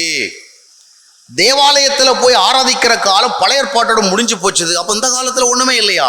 இருக்கு. அது என்னது? That is search. சர்ச்சும் கோயிலும் ஒண்ணு இல்லை. சர்ச் என்றால் என்ன? இப்போ கோயில போய் காணாம போச்சு, அது எங்க போச்சுது? இப்ப கடவுளை போய் எங்க தான் தங்கிட்டு இருக்கிறாரு? அந்த கேள்விக்கு ஒரு ஆன்சர் வேணும்ல. அதுக்கு பைபிள் ஆன்சர் இருக்குது. 1 கொரிந்தியர் 3ஆம் அத்தியாயத்தினுடைய 16ஆம் வசனத்தை வாசியுங்கள். நீங்கள் தேவனுடைய ஆலயமாய் இருக்கிறீர்கள் என்றும் தேவனுடைய ஆவி உங்களில் வாசமாய் இருக்கிறார் என்றும் அறியாதிருக்கிறீர்களா? நல்லா கவனிக்கிறீங்களா? இப்போ கோயில் எங்க போயிடுச்சுது? ஒரு ஊர்ல இல்ல. இப்போ கோயில் இருக்குது. கோயில் எங்க இருக்குது? நமக்குள்ளே இருக்கிறது. We are the temples of God. அதனால பால் சொல்றார், you yourself are the temple of God. அந்த டெம்பிளை நீ பரிசுத்தமா வைக்கல, God will destroy you. உன்னை கடவுள் அழிப்பார். 17ஆம் வசனத்தை வாசியுங்கள். ஒருவன் தேவனுடைய ஆலயத்தை கெடுத்தால் அவனை தேவன் கெடுப்பார். தேவனுடைய ஆலயம் பரிசுத்தமாய் இருக்கிறது, நீங்களே அந்த ஆலயம். தேவன் கெடுப்பா. இன்னைக்கு எங்கேயாவது ஒரு கோயிலை ஒரு அட்டாக் பண்ணிட்டா நம்ம என்ன சொல்லுவோம்? ஏய், உன்னை கடவுள் நிச்சயமா தண்டிப்பார். பாரு உனக்கு என்ன நடக்க போகுதுன்னு. கோயில் மேல் கை வச்சுட்டல, கோயிலை உடைச்சிட்டல, நடக்குது என்ன நடக்குன்னு பார்க்க போற அப்படின்னு நம்ம சொல்றோம். சரி, அது ஒரு பக்கம் இருக்கட்டு, அது ஒரு பக்கம் நடக்கதான் செய்யும். ஆனா ஆண்டவர் இப்ப யார எதை கோயிலுங்கிறாரு? நீதான் தேவாலயம், மனிதனுடைய சரீரம் தான் தேவனுடைய ஆலயம், இதை நீ கெடுத்தா நான் உன்னை கெடுப்பேன்னு சொல்ற. அப்போ கிறிஸ்தவர் என்று சொல்லுகின்ற ஒருவர் தேவனுடைய ஆலயமாக இருக்கிறார். அந்த ஆலயமாக இருக்கிறவர் அந்த தேவன் தங்குவதற்கு ஏற்ற விதமாக இருக்கவில்லை என்றால் யாரை தேவன் கெடுப்பார்? கட்டடத்தை அட்டாக் பண்ணவனை விட தேவன் தங்குவதற்குன்னு தெரிந்து கொண்ட இந்த சரீரத்தை அட்டாக் பண்றோம் பாருங்க. தவறான பழக்கம், தவறான சுபாவம், தவறான ஆசை நிறைவேற்றுதல்கள், தவறான எண்ணங்கள், இவைகளெல்லாம் ஒரு மனிதன் சுமந்து வாழுகின்ற பொழுது என்ன நடைபெறுகிறது? தேவன் தங்குவதற்காக தேவன் தெரிந்து கொண்ட ஆலயத்தை அவன் டிஃபைல் பண்ணுகிறான், அவன் அதை பரிசுத்த கேடாக்குகிறான், அவன் அழிக்கிறான். அப்ப தேவன் யாரை அழிப்பார்? கிறிஸ்தவன் என்று சொல்லிக் கொண்டாலும் அந்த கிறிஸ்தவனை தான். ஏனென்றால் இது என்னுடைய ஆலயம், இதை என்னுடைய ஆலயமாக மாற்றுவதற்குத்தான் தேவன் தம்முடைய ஒரேபரான குமாரனை இந்த உலகத்துக்கு அனுப்பினார். கல்வாரி சிலுவை ரத்தம் சிந்தப்பட்டது. அருமையானவர்களே, யாரோ ஒருவர் ஆலயத்தில் ஏதாவது எதிராக செய்து விட்டால் எவ்வளவு கோபம் அடைகிறோம், எவ்வளவு எரிச்சல் அடைகிறோம். தேவ ஆலயத்தை கைவிட்டு விட்டாய் என்று சொல்லுகிறோம். ஆனால் ஒவ்வொரு நாளும் தேவ ஆலயமாக வாழ வேண்டிய நம்முடைய வாழ்க்கையிலே தேவன் தங்க முடியாதபடிக்கு எத்தனையோ காரியங்கள் இருக்கிறது. வெறுப்பு இருக்கின்ற இடத்துல தேவன் இருக்க முடியாதே. எந்த ஒரு மனிதன் வெறுப்பை சுமந்து அலைகிறானோ அவன் தேவனை வெளியே போய் என்று சொல்லுகிறான். எந்த ஒரு மனிதன் கசப்பையும் கோபத்தையும் எரிச்சலையும் அகம்பாவத்தையும் ஆணவத்தையும் சுய கௌரவத்தையும் சுமந்து கொண்டு வாழ்கிறானோ அவன் தேவனை பார்த்து சொல்லுறான், கெட் அவுட். ஏண்டா, வெறுப்பு இருக்கிற இடத்துல, விரோதம் இருக்கிற இடத்துல, கசப்பு இருக்கிற இடத்துல, காய்மகாரம் இருக்கிற இடத்துல, பெருமை இருக்கிற இடத்துல, அகந்தை இருக்கிற இடத்துல, பேராசை இருக்கிற இடத்துல ஆண்டவர் இருக்க முடியாது. ஆண்டவர் இருக்க முடியாதபடிக்கு ஒரு மனிதன் தனக்குள்ளே தவறான சுபாவங்களை வைத்துக் கொண்டிருந்தால் அவன் ஆண்டவருக்கு எக்ஸிட் சொல்றான், வெளியே போ. தேவன் அவனை தண்டிப்பதற்கான வாய்ப்பை உருவாக்குறார். This is that naked truth of the Bible. வேதத்தினுடைய வெளியரங்கமான உண்மை இது. ஆம் அருமையானவர்களே, தேவன் எங்கே தங்குறார்? நமக்குள்ளே.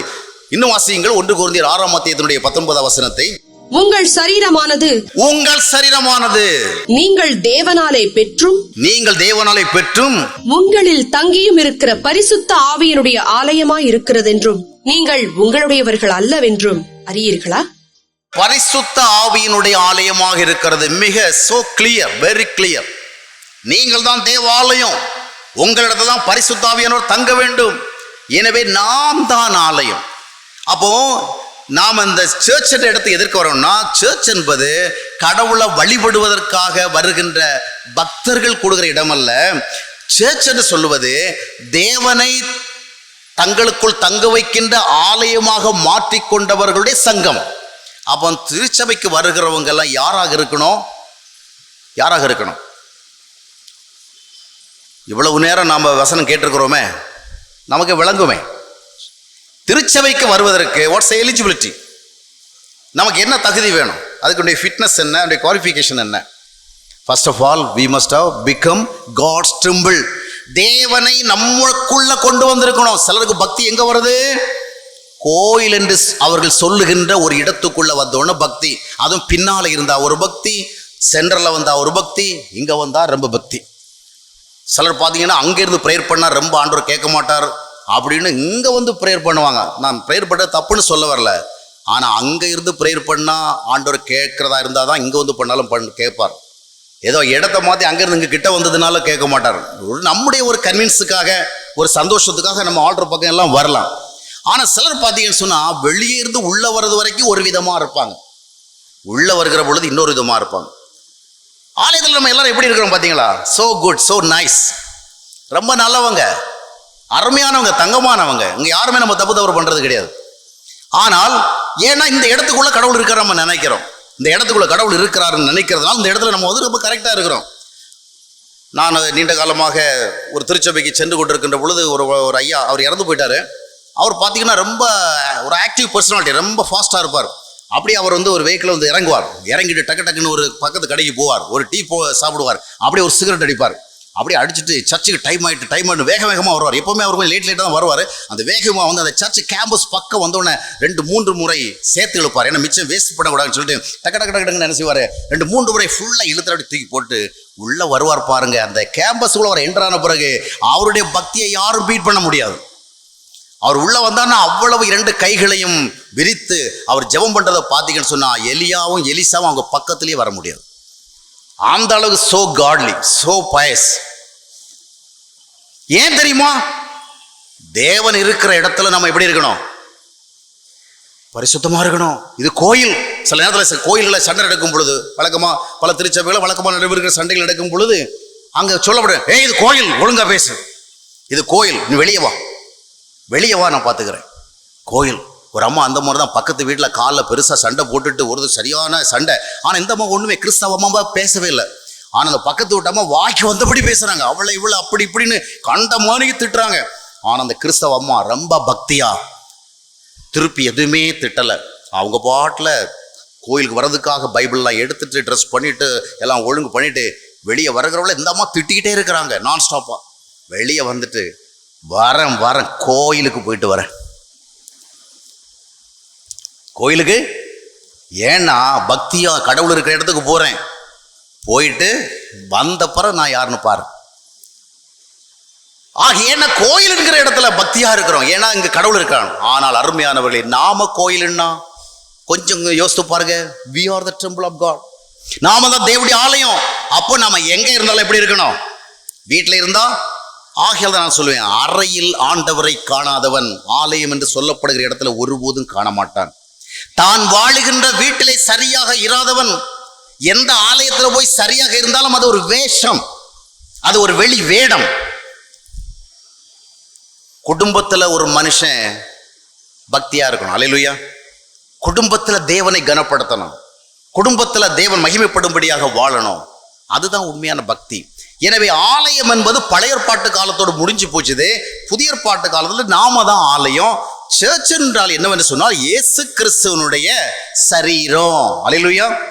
ஒரு கட்டடம் இல்லாமலே அந்த சர்ச், ஐயா சொன்னாங்க துவக்கத்திலேயே, சர்ச் என்பதற்கு ஒரு கட்டடம் கூட தேவையில்லை. All that we need is a fellowship, ஒரு ஐக்கியம் தான் தேவை. அப்போ சர்ச் என்று சொல்லுகிற பொழுது அது என்னவென்றால் இயேசு கிறிஸ்துவனுடைய சரீரத்துல ஒரு அவயவமாக நாம ஜாயிண்ட் ஆகிறோம். சர்ச் என்பது தேவனால் இயக்கப்படுகின்ற ஒரு பாடி, ஒரு சரீரம். இதுதான் church. It's not the temple. இது ஒரு கோயில் இல்லை, இது கோயில் இல்லை, நாம தான் கோயில். இப்போ கிறிஸ்துடைய சரீரத்துல ஒரு அவயவமாகணும். அப்ப அந்த கோயிலுக்கு வர்றவங்களை என்ன தகுதி அப்படின்னா, கொஞ்சம் முன்னாடி ஒரு கேள்வி கேட்டா அந்த கேள்விக்கு முழுமையாக ஆன்சர்னு சொல்லி முடிக்கல. கோயில்ல வர்றவங்களுக்கு என்ன தகுதின்னா, அந்த தகுதியை நான் சொல்ல வேண்டிய தேவை கிடையாது, பைபிள்ல இருக்கிறத எடுத்து சொல்றேன். அப்போஸ்தலர் நடவடிக்கைகள் 2ஆம் அத்தியாயத்தினுடைய கடைசி வசனத்தை நீங்கள் வாசியுங்கள். ரட்சிக்கப்படுகிறவர்களை கர்த்தர் அனுதினமும் சபையிலே சேர்த்து கொண்டு வந்தார். ரட்சிக்கப்படுகிறவர்களை அனுதினமும் கர்த்தர் சபையில சேர்த்தார். அப்ப ஒருத்தர் சர்ச்சுக்குள்ள வரணும்னு சொன்னா அவருக்கு என்ன இருக்கணும்னு பைபிள் சொல்லுது? என்ன இருக்கணும்? ரட்சிப்பு, சால்வேஷன், ரிடம்ஷன், ஃப்ரீடம் இருக்கணும். இயேசுவால ரட்சிக்கப்பட வேண்டிய அவசியத்தை உணர்ந்து, இயேசுவால் மீட்கப்பட வேண்டிய தேவை உணர்ந்து, பாவத்தின் பிடியிலிருந்து விடுபட வேண்டிய, பாவ சுபாவங்களின் பிடியிலிருந்து விடுபட வேண்டிய, பாவ பழக்க வழக்கங்களின் பிடியிலிருந்து விடுபட வேண்டிய, பாவ ஆசைகளின் பிடியில் விழுந்து விடுபட வேண்டிய தேவை உணர்ந்து, சுய வழிகளாலோ சுய பலத்தினாலோ இதை சாதிக்க முடியாது என்று அறிந்து இயேசுவாகிய இரட்சகரிடத்துல வந்து அவரால் மீட்கப்படுவதற்கு தன்னை ஒப்பு கொடுத்து ரட்சிப்பின் அனுபவம் பெற்ற ஒரு மனிதன் தான் எங்கே இருக்க வேண்டும்? கிறிஸ்துவின் சரீரமாகிய சபையில் அவயவமாக இருக்க வேண்டும். இதைத்தான் 1 கொரிந்தியர் 12:27 சொல்லுகிறது. வாசிங்க 27ஆம் வசனம். நீங்களே கிறிஸ்துவின் சரீரமாயும் தனித்தனியே அவயவங்களுமாயும் இருக்கிறீர்கள். தனித்தனியே அவயவங்களாயும் இருக்கின்றீர்கள். அப்போ நாம ரட்சிக்கப்பட்டிருக்கிறவங்க தான் சபை. ஒரு சபையில பாத்தீங்கன்னா ஒரு 1000 பேர் மெம்பர்ஷிப் இருந்தாலும் ஆண்டவருடைய பார்வையில் அந்த சர்ச்சில் யார் மெம்பர்ஸ் தெரியுமா? யார் ரட்சிக்கப்பட்டிருக்கிறாங்களோ, யார் இயேசு கிறிஸ்துவின் இரத்தத்தினால் கழுவப்பட்டிருக்கிறாங்களோ. நான் இந்த விதமான கருத்துக்களை எல்லாம் பல திருச்சபைகளை சொல்லுகிற பொழுது சிலர் கொஞ்சம் நகைப்பார்கள். இதெல்லாம் யாருக்கே வேணும்? உன் வழியில் நீ போ, என் வழியில் நான் போகிறேன். இதெல்லாம் நமக்கு சரிப்பட்டு வராத. ரட்சிப்பும் மனம் திரும்புறது அது இது ஒன்றுமே நமக்கு தேவை கிடையாது. நம்ம கடவுள் மேலே பக்தியாக இருக்கணும், அவ்வளோதான். கோயிலுக்கு போனோம், கோயிலே இல்லையா, அப்புறம் எங்கேயா போக போகிற? கோயிலே இல்லைன்னு சொல்லுதே. அது நீ என்ன சொல்றது, பைபிளும் சொல்லுதே, அதை பற்றியெல்லாம் கவலை இல்லை. அப்புறம் ஒன்றுமே இல்லாமல கோயில், உலகத்தில் இவ்வளோ கோயில் கட்டி வச்சிருக்கிறாங்க, அப்போ இங்கே இருக்கிறவங்களா முட்டாள்களா? நாம முட்டாள்களா அறிவாளிகளா என்பது முக்கியமல்ல. பைபிள் சொல்லுது, மனிதன் கைகளினாலே கட்டப்பட்டதான எந்த ஒரு ஸ்ட்ரக்சர்ஸும், எந்த விதமான பில்டிங்ஸும் கோயில்கள் அல்ல. தேவனால் படைக்கப்பட்ட மனிதன் தான் தேவனுடைய கோயில். அதற்காகத்தான் இயேசு கிறிஸ்து இந்த பூமியில வந்து ரத்தம் சிந்தினார், பரிசுத்த ஆவியை கொடுத்தார். அந்த பரிசுத்த ஆவியினால் நாம் வழிநடத்தப்படுகிற பொழுது we will become God's temples. இதுதான் பைபிள் சொல்கிற கருத்து. எனவே நாம ரட்சிக்கப்பட்டிருக்கிறோமா? சபையில இருக்கும் பொழுது நம்முடைய தகுதி என்னென்றால் ரட்சிக்கப்பட்டிருக்கணும். அல்லேலூயா. என்ன எபிரேயர் 2:4 சொல்லுகிறது, இவ்வளவு பெரிதான ரட்சிப்பை குறித்து நீ கவலையற்றிருந்தால், இவ்வளவு பெரிதான ரட்சிப்பை குறித்து இத்தனை வருடங்கள் கவலையற்றிருந்தால், தலைமுறையா கவலையற்றிருந்தால், நீ தண்டனைக்கு எப்படி தப்பித்துக் கொள்ள போகிறாய்? நிறைய பேர் என்ன நினைக்கிறோம், ஏதோ நாம எப்படி பேசுறோமோ, எப்படி வாழ்கிறோமோ, எப்படி நடக்கிறோமோ, எந்த மாதிரி சுபாவம் நமக்குள்ள இருக்கிறதோ இல்லையோ, நாம ஏதோ ஆண்டவருக்கு பக்தியா ஞாயிற்றுக்கிழமை கோயிலுக்கு போகிறோம், அதனால நமக்கு ஒரு ஆசீர்வாதம், ஒரு கிரேஸ். நிறைய குடும்பங்களும் மனைவிகள் கூட தங்களுடைய தவறா வாழ்ந்து கொண்டிருக்கிற கணவர்களை குறித்து கொண்டு ஒரே ஒரு ஆறுதல் என்ன தெரியுமா, என்ன இருந்தாலும் அந்த மனுஷன் ஞாயிற்றுக்கிழமை என்ன செய்றாரு, கோயிலுக்கு போறாரு. அது ஒண்ணுதான் ஆறுதல். 6 நாளும் நம்மளை இம்சப்படுத்தி 6 நாளும் துன்மார்க்கத்தனமா வாழ்ந்து எவ்வளவு மோசமா இருந்தாலும் ஒரே ஒரு நாள் எனக்கு ஒரு ஆறுதல், என்ன, ஞாயிற்றுக்கிழமை தவறாம கோயிலுக்கு போயிடுவார். இவங்க என்ன நினைக்கிறாங்க, எவ்வளவு தப்பு பண்ணாலும் எவ்வளவு தவறு பண்ணாலும் 7வது நாள் கோயிலுக்கு போறார்களோ அதனால கடவுள் அவர் மேல இரக்கமாக இருப்பார். ஆனா வேதம் சொல்லுவது வித்தியாசமா இருக்குது. மத்தேயு 22:12 வாசித்து பார்த்தீங்கன்னு சொன்னா, திருமண விருந்திற்காக அழைக்கப்பட்ட ஒருவன் அந்த திருமண விருந்தில் கலந்து கொள்ளுகிற பொழுது அதற்கு உரிய தகுதியாக வைக்கப்பட்டிருந்ததான கல்யாண வஸ்திரத்தை எடுத்து அணியாமல் உள்ளே வந்த காரணத்தினாலே அங்கு அமர்ந்திருக்கிற நூற்றுக்கணக்கான விருந்தாளிகளை குறித்து கவலைப்படாத இந்த ராஜா அந்த விருந்தாளியை பார்த்து, சிநேகிதனே, நீ ஏன் கல்யாண வஸ்திரம் அணியாமல் உள்ளே வந்தாய்? அப்போ நாம அழைத்தோம், அநேகரை வரல. ராஜாக்களை அழைத்தோம், பிரபுக்களை அழைத்தோம், பெரிய பெரிய ராயல் லெவலில் இருக்கிற அழைத்தோம், அரிஸ்டோக்ராட்ஸ் லெவலில் இருக்கிற அழைத்தோம், அவங்கெல்லாம் வரல. இவன் நம்முடைய அழைப்பை ஏற்று வந்தான்னு சொல்லி வந்ததுக்காக மட்டும் அப்படியே அக்செப்ட் பண்ணான அந்த ராஜா இல்லை. நீ நான் அழைத்த அழைப்பிற்கு வந்தாலும் இந்த இடத்துக்குள்ள வருகிற பொழுது you need some eligibility, you need certain qualification. இங்க வருகிறதுக்கு you need some kind of status. அதனால இந்த கல்யாண வஸ்திரத்தை அணிஞ்சிட்டு தான் உள்ள வரணும். அவங்ககிட்ட கேட்கிறா, சிநேகிதனே, கல்யாண வஸ்திரம் அணியாமல் இப்படி உள்ளே வந்தாய். ஆனா அவன் என்ன பண்ணான், இந்த அநேக கிறிஸ்தவர்களைப் போல அவனும் என்ன செய்தான்னா, he became silent. அவன் அமைதியா இருந்தான், ஒண்ணுமே பேசல, மறுபதிலே இல்லை, ஒரு சாரி கூட சொல்லல. கொஞ்ச நேரத்தில் என்ன நடந்தது, ராஜா என்ன சொன்னார், இவனை கையும் காலும் கட்டி புறம்பான இருளை தள்ளி போடுங்கள். அப்ப விருந்துல பங்கு பெற வந்தவன் தண்டிக்கப்படுகிறான். அப்ப ஏண்டா தகுதி மிக்க, அதாவது தகுதியோடு வர வேண்டிய ஒரு இடத்துல அதற்குரிய தகுதி இல்லாம வந்தா அதனால் நன்மை இல்லை, தீமை. அடுத்த முறை நாம் திருச்சபைகளுக்கு வருகின்ற பொழுது தகுதியோடு வர வேண்டும். ஒருவேளை நான் இப்படி பிரசங்கித்தால் சில இடத்துல சொல்லுவாங்க, நீங்க இந்த மாதிரி பிரசங்கம் பண்ணா வர அட்டென்ஷன் குறைஞ்சிருமே, ஏதோ ஆட்கள் எண்ணிக்கையாவது வராங்களோ அதை பார்த்து நாம சந்தோஷப்படுறோம். இந்த மாதிரி எல்லாம் நாம அவங்களுக்கு தகுதி நிர்ணயிச்சா அட்டெண்டன்ஸ் அப்படியே குறைஞ்சிருமே. உதாரணமா ஏசாயா தீர்க்கதரிசி புஸ்தகத்தில் பார்த்தீங்கன்னு சொன்னா 13ஆம் வசனம் 1ஆம் அத்தியாயத்துடைய வீணான காணிக்கைகளை நீ கொண்டு வர வேண்டாம் அப்படி சொல்லப்பட்டிருக்கிறது. இந்த மாதிரி இன்றைய திருச்சபைகள் எல்லாம் பிரசங்கம் பண்ண என்ன நடக்கும், காணிக்கை எவ்வளவு குறைஞ்சு போயிடும். ஆனா ஆண்டவர் ஒரு ஸ்டாண்டர்ட் ஃபிக்ஸ் பண்ணி இருக்கிறார், நம்ம அதை மாற்ற முடியாது. எண்ணிக்கைக்காக வருகிறது இல்லை, திருச்சபைக்குள் இருக்கிறவன் திருச்சபைக்குள் இருப்பதற்கான தகுதியுடையவனாக இருக்க வேண்டும். நான் சில இடங்களுக்கு சென்றிருக்கிறேன், இது போன்ற சபை நாள் கூடுகையில ரொம்ப பிரம்மாதமா பேசுவாங்க, ரொம்பவும் மகிழ்ச்சியா பேசுவாங்க. இந்த திருச்சபை ஒரு பிளஸ்ட் சர்ச், ரொம்பவும் மதிப்பிற்குரிய மரியாதைக்குரிய சர்ச். இங்க நிறைய டாக்டர்ஸ் இருக்கிறாங்க, நிறைய ப்ரொஃபசர்ஸ் இருக்கிறாங்க, நிறைய ஆபீசர்ஸ், பெரிய ஹை லெவல் ஆபீசர்ஸ் இருக்கிறாங்க, நல்ல ஹைலி எஜுகேட்டட் பீப்புள் நிறைய இருக்கிறாங்க, நிறைய லாயர்ஸ் இருக்கிறாங்க, நிறைய பொலிட்டிக்கல் லீடர்ஸ் இருக்கிறாங்க. அந்த மாதிரியாக தேவன் நம்மை ஆசீர்வதித்து இருக்கிறார் அப்படின்னு. நல்லதுதான். ஒரு சர்ச்சில் டாக்டர்ஸ் இருக்கிறது உண்மையிலேயே ஒரு பெரிய பிளஸ்ஸிங் தான். ஒரு சர்ச்சில் நிறைய இன்ஜினியர்ஸ் இருக்கிறது ரொம்ப பெரிய பிளஸ்ஸிங் தான். ஒரு சர்ச்சில் வந்து நிறைய டீச்சர்ஸ், ப்ரொஃபசர்ஸ், லெக்சரர்ஸ் இருக்கிறது பெரிய ஒரு மகிழ்ச்சிக்குரிய காரியம் தான். ஆனாலும் ஒரு திருச்சபையினுடைய தகுதி என்ன தெரியுமா, ரட்சிக்கப்பட்டவன் இருப்பது. அல்லேலூயா. நாம ஏழையோ கோழையோ படிச்சவனோ படிக்காதவனோ அதுவல்ல வித்தியாசம். ரட்சிக்கப்பட்டிருக்கிறோமா? ஆண்டவர் படித்தவர்களை உள்ளே கொண்டு வந்தார், உயர்ந்த அதிகாரத்தில் இருக்கிற உள்ளே கொண்டு வந்தார் அல்ல, ரட்சிக்கப்படுகிறவனை உள்ளே கொண்டு வந்தார். எனவே நாம எவ்வளவுதான் படிச்சிருந்தாலும், எவ்வளவுதான் லெவல்ல உயர்ந்த லெவல்கள் இருந்தாலும், ரட்சிப்பு தான் திருச்சபையினுடைய தகுதி. ரட்சிப்பு தான் திருச்சபையுடைய தகுதி. உதாரணமா, அதாவது மார்ஷல் ஆர்ட் சண்டை போடுற விஷயங்கள்ல ஈடுபாடு உள்ளவங்க ஒரு சங்கம் அமைக்கிறாங்கன்னு வச்சுங்க. அந்த சங்கத்தில் கலந்து கொள்ளணும்னா போகிறவங்களுக்கு என்ன தகுதி இருக்கணும்? அவங்களுக்கும் அந்த சண்டை பயிற்சிகளில் ஈடுபாடு இருக்கணும். அதற்கு பதிலாக நான் நிறைய படிச்சிருக்கிறேன், நான் பெரிய டாக்டர், நான் பெரிய இன்ஜினியர், நான் ஒரு பெரிய பிஸ்னஸ் மேன் அப்படி சொன்னாங்க அக்செப்ட் பண்ண மாட்டாங்க. இல்லை, இந்த கிரிக்கெட் போட்டிகளை ரசிக்கிற சங்கங்கள் இருக்குது, இந்த சங்கத்தில் கலந்து கொள்ளுகிறோம், அதில் ரசனை உள்ளவனா இருக்கணும். இல்லை, ஒரு அழகானவர்களுக்கு ஒரு சங்கம் ஆரம்பிச்சா அதில் போகிறவங்களாம் யாரா இருக்கணும் சொல்லுங்களேன்? அழகானவங்கள தான் அக்செப்ட் பண்ணுவாங்க இல்லையா? அதுக்கு பதிலாக நான் ரொம்ப படிச்சிருக்கேன், நான் ரொம்ப வசதியாக இருக்கிறேன் அப்படி சொன்னால் அதெல்லாம் அக்செப்ட் பண்ண மாட்டாங்க. எந்த இடத்துக்கு எந்த நோக்கத்திற்காக சங்கம் அமைச்சிருக்கிறாங்களோ அந்த நோக்கத்தை அடிப்படையில் போகணும். அப்படித்தானே இப்போ சில கிளப்ஸில் எல்லாம் எல்லாரும் போய் நுழைய முடியாது. இப்போ ரோட்டரி கிளப் இருக்குது, ஜேசி கிளப் இருக்குது, லைன்ஸ் கிளப் இருக்குது. இதில் எல்லாரும் போய் என்ன செய்ய முடியாது, மெம்பர்ஸ் ஆக முடியாது. அதுக்கு நான் ஒரு லெவல் வச்சிருக்கிறான், ஒரு தகுதி வச்சிருக்கிறான். அதே போல திருச்சபை என்று சொல்லுகின்ற பொழுது அந்த திருச்சபைக்குரிய தகுதி என்னவென்று சொன்னால், நான் பக்தியாக இருக்கிறேன் என்பதல்ல, வழிபாடு செய்கிறேன் என்பதல்ல, காணிக்கை கொடுக்கிறேன் என்பதல்ல, ஊழியம் செய்கிறேன் என்பதல்ல, நான் இயேசுவை ஏற்றுக்கொண்டு ரட்சிக்கப்பட்டிருக்கிறேன், இயேசு கிறிஸ்துவுடைய ஆவியால் நிரப்பப்பட்டிருக்கிறேன், இயேசு கிறிஸ்துவுடைய ஆவியால் நடத்தப்படுகிறேன், நான் கர்த்தருக்கேற்ற வழியில் வாழ்கிறேன், என்னுடைய வாழ்க்கை சாட்சியுள்ளதாக இருக்கின்றது, நான் பரிசுத்தத்தை விரும்புகிறேன், நான் தேவனுக்கு கீழ்ப்படுகிறேன். இது போன்ற காரியங்கள் தான் அவசியம்.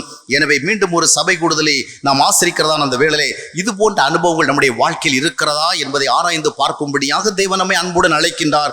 ஆக திருச்சபைக்குள் இருக்கின்ற பொழுது தகுதி இல்லை என்பதற்காக திருச்சபை விட்டு வெளியேற வேண்டும் என்று ஆண்டவர் சொல்லவில்லை. உள்ளே இருப்பதற்கு தேவையான தகுதியை பெற்றுக்கொள். அல்லேலூயா, பெற்றுக்கொள். நீ அடுத்த முறை வருகிற பொழுது ரட்சிக்கப்பட்டவனாக உள்ளே வா. அடுத்த முறை வருகிற பொழுது உன் பாவத்தை அறிக்கையிட்டவனாக வா.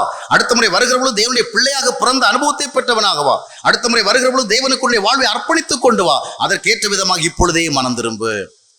வீட்டுக்கு போய் மனம் திரும்புறதில்ல, அந்த தகுதியை நாம் இப்போவே பெறலாம். ஒரு திருச்சபையில இருக்க வேண்டிய தகுதி என்னன்னு பைபிள் சொல்லுது. நான் சமீபத்தில் குமரி மாவட்டத்தில் தான் ஒரு குறிப்பிட்ட திருச்சபையில சென்று இது போன்ற சத்தியங்களை பிரசங்கித்த பொழுது, திருச்சபைக்கு வருகிறவங்களுடைய தகுதி எப்படிப்பட்டதாக இருக்க வேண்டும் என்று சொன்னேன். பிரசங்கம் பண்ணி முடிச்ச உடனே நான் பாஸ்ட்டை கொஞ்சம் திரும்பி பார்த்தேன். ஏன்னா சில திருச்சபைகளை நான் விதமாக பிரசங்கம் பண்ணிட்டு திரும்பி பார்க்கலாம், அவங்க என்ன ஒரு விதமாக முறைப்பாங்க. கொஞ்சம் எனக்கு தெரியும், இங்கே அப்படி கிடையாது, இங்கே ரொம்ப நல்லா சொல்கிறாங்க. சரி, ஆனால் அந்த திருச்சபையில் நான் திரும்பி பார்த்து நானும் கொஞ்சம் என்ன நினைக்கிறேன், நான் பிரசங்கம் பண்ண வார்த்தைகளை வைத்து இவர் ஏதாவது நம்ம இடத்துல கொஞ்சம் கோபிச்சுக்கணும். ஆனால் அவர் சொன்னார், திருச்சபைக்கு வருகிறவங்களுடைய தகுதியை பற்றி நிறைய சொன்னீங்க, ரொம்ப நல்லா தான் இருந்தது. ஆனா திருச்சபைக்கு வருகிறவங்க எதை காண்பிக்க வருகிறாங்க நீங்க சொல்லலையே. அவர் என்னை விட ரொம்ப அதிகமா வெறித்தனமா இருந்தார். அவர் என்னை விட என்ன சொல்றார், திருச்சபைக்கு வரவங்க எதுக்கு வராங்க? அவரை சொல்ல வந்த விஷயம்னா, நிறைய பேர் தாங்கள் புதிதாக வாங்கின புடவைகளை கட்டிக்கொண்டு வருவதற்காக திருச்சபைக்கு வருகிறார்கள். சிலர் புதிதாக வாங்கின உடைகளை, சிலர் புதிதாக வாங்கின ஆபரணங்களை, இப்படிதான் நான் சொல்லலை, நான் அந்த மாதிரிலாம் போக மாட்டேன். ஒரு சர்ச் பாஸ்டர் தான், ஒரு CSI சர்ச் பாஸ்டர் தான். ஏன்னா அவருடைய சர்ச்சில் நிறைய பேர் எதுக்கு தான் வராதாங்க, நல்ல சுபாவங்களை காட்டல, நல்ல பண்புகளை காண்பிக்கல, நல்ல நடத்தைகளை காண்பிக்கல, நல்ல ஒழுக்கங்களை காண்பிக்கல. ஆனால் தங்களுடைய தோற்றங்களை காண்பிப்பதில் தான் அதிகமாக கவனம் செலுத்துகிறார். தங்களுடைய உடை தோற்றங்கள், தங்களுடைய நகை தோற்றங்கள், தங்களுடைய வசதி தோற்றங்கள், சௌகரிய தோற்றம், இதை காட்டத்தான் வருகிறார் அவர் நினைக்கிறார். ஆனா திருச்சபைக்கு வரவங்க எப்படி வரணும்னு பைபிள் சொல்லுது. சங்கீதம் 96:9 வாசித்து பார்க்கும் பொழுது, எந்த அலங்காரம் தேவைப்படுகிறது? நகை அலங்காரம் அல்ல, உடை அலங்காரம் அல்ல, அழகு அலங்காரம் அல்ல, ஆபரண அலங்காரம் அல்ல. என்ன அலங்காரம்? என்ன அலங்காரம்? பரிசுத்த அலங்காரத்தோடு தேவனை தொழுது கொள்ள வரவில்லை. எப்படி வரணும்? பரிசுத்த அலங்காரம், the splendor of holiness, பரிசுத்தமான ஒரு அலங்காரத்தோடு. இன்னைக்கு அந்த பரிசுத்தம் தான் தகுதி. அல்லேலூயா. என்றால் 1 Corinthians 1 கடைசி வசனம் சொல்லுகிறது, இயேசு கிறிஸ்து நமக்கு நம்முடைய பரிசுத்தமானார். He is our holiness. அவரோடு நாம் இணைகின்ற பொழுது அந்த ஸ்டேட்டஸை பெறுகிறோம். சரி, இறுதியாக திருச்சபை தொடர்பான காரியங்களை சிந்திக்கும் பொழுது, இந்த சபையினால நாம விசேஷமா செலிப்ரேட் பண்ணுகிற பொழுது, இந்த சபையினால் நமக்கு என்ன நன்மைகள் கிடைத்திருக்கு என்பதை நாம் இன்னும் ஒரு சில கருத்துக்களை மட்டும் சில நிமிடங்களுக்குள்ளாக பார்த்து முடித்து விடுவோம். முதலாவதாக, ஒரு திருச்சபைக்கு வருகிற பொழுது, அதான் சொன்னா, டெம்பிளுக்கு வர்றவங்க ஜஸ்ட் கோயிலுக்கு வருவாங்க, கடவுளை வழிபடுவாங்க, அப்படியே போயிட்டு இருப்பாங்க. அவங்களுக்கு வேற யார் வந்திருக்கிறாங்க, அவர்களுக்கு நமக்கு என்ன தொடர்பு, இதெல்லாம் சிந்திக்க மாட்டாங்க. சினிமா தேட்டருக்கு போறவன், மியூசிக் கான்சர்ட்டுக்கு போறவன், இன்னும் பல்வேறு விதமான இடங்களுக்கு போகிறவன் எல்லாம் பார்த்தீங்கன்னா அவனுடைய நோக்கத்துக்கு போவான், மியூசிக்கை வந்து என்ஜாய் பண்ணுவான், ரெஸ்டாரண்ட் போடுவான், அங்கே போய் நல்லா சாப்பிடுவான், அக்கம் பக்கத்தில் யார் வந்திருக்கிறாங்க வரல இதெல்லாம் கவனிக்க மாட்டான், அக்கம் பக்கத்தில் வந்திருக்கிறவங்க பார்த்து விஷ் பண்ணி அவங்களோட ஒரு ஃபெலோஷிப் அவன் வந்து உருவாக்க மாட்டான். ஆனா திருச்சபை என்பது it's a place of worship. எபேசியர் 2ஆம் அத்தியாயத்தினுடைய 19ஆம் வசனம் என்ன சொல்கிறது வாசியுங்கள். எபேசியர் 2:19. ஆகையால் நீங்கள் இனி அந்நியரும் பரதேசிகளுமாயிராமல் பரிசுத்தவான்களோட ஒரே நகரத்தாரும் தேவனுடைய வீட்டாருமாயிருந்து. அப்ப கிறிஸ்தவ மக்கள், திருச்சபைக்கு வருகிற மக்கள் யாராக இருக்கிறார்கள்? they are one family, ஒரு குடும்பம். அவங்க ஒரு குடும்பத்தினுடைய அவயம். இனி நாம யாரும் கிடையாது. we are all foreigners, we are all strangers.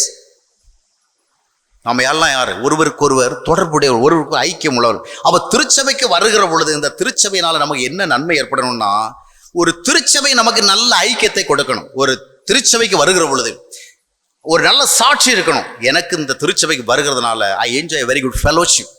ஆனா எத்தனை பேர் பாத்தீங்கன்னா இந்த பக்கத்துல இருக்கிறவங்களையும் பார்க்க மாட்டாங்க, அந்த பக்கத்துல இருக்கிறவங்களையும் பார்க்க மாட்டாங்க, முன்னால இருக்கிறவங்களையும் பார்க்க மாட்டாங்க, அப்படியே வந்து உட்காருவாங்க, அப்படியே எழும்பி போயிடும். யாரு வந்தா வராம போனா எனக்கு என்ன, நாம வந்தோமா கடவுளை ஆராதித்தோமா போயிட்டே இருக்கணும், அவ்வளவுதான்.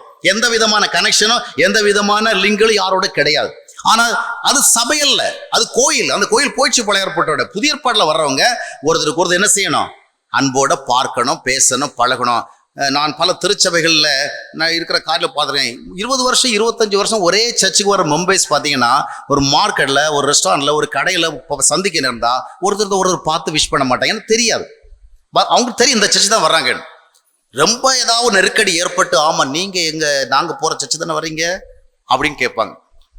மற்றபடி 15 வருஷம் 20 வருஷம் ஒரே திருச்சபைக்குள்ள இருக்கிற எத்தனை பேர் ஒருவருக்கு ஒரு தெரியாதவளா இருக்கிறாங்க. ஏன்னா திருச்சபைக்கு வருகிறவங்க வெளியே போனோன்னு அவங்களுக்கு தேவையான ஆட்களை சந்திப்பாங்க. இந்த சென்னைக்கெல்லாம் போய் பார்த்தீங்கன்னு சொன்னா திருநெல்வேலிக்காரங்க வந்தாங்கன்னா அவங்கள மாதிரி திருநெல்வேலிக்காரங்களை தான் பார்ப்பாங்க. நாகர்கோயில்காரங்க வந்தான்னா நாகர்கோயில்காரங்கள வந்தோம். அதுவும் நாகர்கோயில்காரங்க தெரிஞ்சிச்சுன்னா அதுக்கப்புறம் இவங்க மார்த்தாண்டங்காரங்களா, அப்புறம் இவங்க புதுக்கடைக்காரங்களா, எருதூர் கடைக்காரங்களா, இந்த மாதிரி என்ன செய்ய தேடுவாங்க. அப்படி நெருங்கி வரும். கடைசியில் இந்த கம்யூனிட்டி அறிகிறதுக்கு படாத பாடுபடுவாங்க. நீங்க நாகர்கோயிலா, நீங்க மார்த்தாண்டமா, நீங்க குளித்துறையா, புதுக்கடையா கேட்டு இன்னும் அவங்க கம்யூனிட்டி கண்டுபிடிக்கல. எப்படியா கண்டுபிடிக்கிறது? அப்புறம் தேவசகாய நாடார் உங்களுக்கு தெரியுமா? அவரு உங்களுக்கு சொந்தமா? இல்லைங்க, அவரு எங்களுக்கு சொந்தம் இல்லை. அப்புறம் இன்னொருத்தர சொல்லி பார்ப்பாங்க அவரு, அப்புறம் இன்னொருத்தர சொல்லுவேன் வேற ஒரு கம்யூனிட்டியில சொல்லி பார்ப்பாங்க அவர், ஆமாம் அவரு எங்களுக்கு சொந்தம். அப்போ இது நம்ம ஜாதி இல்லை. உடனே ஃபெலோஷிப் உடைஞ்சிரும். ஆக சென்னை போன்ற இடங்களில், பாண்டிச்சேரி போன்ற இடங்கள் நாங்கள் பார்க்குறோம். நாகர்கோயில்காரங்க நாகர்கோயிலில் சேருவாங்க, திருநெல்வேலிக்காரங்களோட சேருவாங்க, தூத்துக்குடிக்காரங்களோட சேருவாங்க. ஆனால் சர்ச்செல்லாம் அப்படி கிடையாதுங்க. கிறிஸ்துவுக்குள் வந்தவர்கள் கிறிஸ்துவுக்குள் ஆனவரோடு சம்பந்தப்பட வேணும். அல்லேலூயா. எந்த ஜாதியா இருந்தா என்ன? நான் ஒரு முறை திருநெல்வேலி மாவட்டத்திற்கு தெரியாதனமா ஒரு திருச்சபையால் அழைக்கப்பட்டு போயிட்டேன். அங்க போயிட்டு முடிஞ்சு வரவுல பாத்தீங்கன்னா என்கிட்ட ஒரு சுவைநீர் ஒன்று கொடுத்தாங்க. அந்த சுவைநீர்ல பார்த்தேன் ஒரு 300-400 அந்த திருச்சபையில வருகிற குடும்பங்களுடைய பேர்கள் போடப்பட்டிருந்தது. அந்த பேர்களுக்கு பின்னால ஒரு ஜாதி பேர். அந்த ஜாதி பேர் எப்படின்னு நான் சொல்ல மாட்டேன். சொன்னா உங்களுக்கு சந்தோஷமா இருக்குமா சங்கடமா இருக்குமான்னு தெரியும். ஒரு சந்தோஷமா இருக்கலாம்.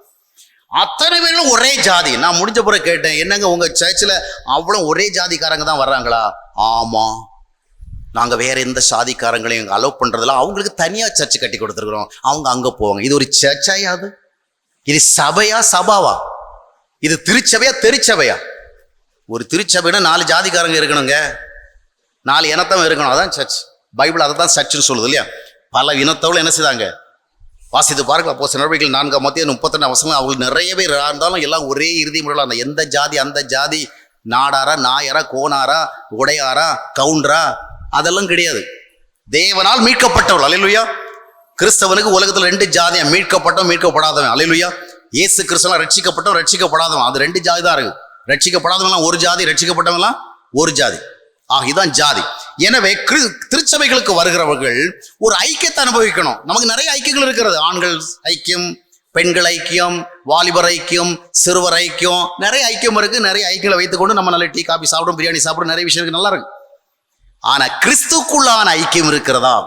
ஆவிக்கேற்ற ஐக்கியம் இருக்கிறதா? அன்பை பகிர்ந்து கொள்கிற ஐக்கியம் இருக்கிறதா?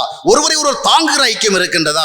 எபிரேயர் 10ஆம் அத்தியாயத்தினுடைய 24-25 வசனங்கள் சொல்லுகிறது போல ஒருவரை ஒருவர் கவனிக்கிற ஐக்கியம் இருக்கிறதா? ஒருவருக்கு உதவி செய்கிற ஐக்கியம் இருக்கிறதா? அதுதான் முக்கியம். திருச்சபைகளுக்கு வருகிறது மிக முக்கிய நோக்கம் in order to enjoy a very good fellowship. வெளியே ஃபெல்லோஷிப் இல்ல. நீ நிறைய திருச்சபைகளுக்குள்ள வருகிறவர்களுக்கு பிராக்டிக்கலா என்ன சொல்லலாம்? அங்க போன வெறுப்பு தாயா கிடைக்குது, விரோதிக்கிறாங்க, வெறுக்கிறாங்க, அன்பற்ற நிலைமையில தான் பார்க்க முடிகிறது. அருமையாவே நிறைய குடும்பங்கள் வந்து இங்க வருகிறவங்க அவங்களுக்கு போதுமான அளவுக்கு வெறுப்பு அங்கேயே கிடைக்குது. அவங்கவுங்க குடும்பத்திலேயே நிறைய வெறுப்பு, நிறைய கசப்பு, நிறைய எரிச்சல், இதையெல்லாம் அவங்க வந்து அனுபவிச்சு கஷ்டப்பட்டு தான் சேர்ச்சுக்கு வராங்க. அங்க வீட்டுல அவங்களே வெறுப்பு விரோதத்தினால அனுபவித்து கஷ்டப்பட்டு இங்கேயும் வந்து என்ன பண்ணக்கூடாது, அதே அனுபவிக்க கூடாது. இங்க வரவங்களுக்கு என்ன கிடைக்கணும்? they must enjoy the true love. நேசிக்கணும். ஒருவருக்கு ஒரு அன்பு கூறுங்கிற வார்த்தை தான் புதிய ஏற்பாடு அதிகமாக வரும். ஒருவருக்கு ஒரு புத்தி சொல்லுங்கள், ஒருவருக்கு நேசிங்கள், ஒருவருக்கு தாங்குங்கள். ஆம் அருமையானவர்களே, கிறிஸ்துக்குள்ளான ஒரு ஐக்கியத்திற்காக தான் திருச்சபைக்கு வரும். வெறுமனே 2 பாமாலை, 2 கீர்த்தனை, ஒரு விசுவாச அறிக்கை, ஒரு பாவறிக்கை, ஒரு பிரசங்கம், ஒரு ஆசீர்வாத ஜெபம், இத்தோட ஒரு நிகழ்ச்சியை முடிவு பண்ணிட்டு போயிட்டே இருக்கிறதுக்கு இல்ல. இங்க வருகிறதுக்கு நீங்க எப்படி இருக்கிறீங்க? நீங்க எப்படி நல்லா இருக்கிறீங்களா?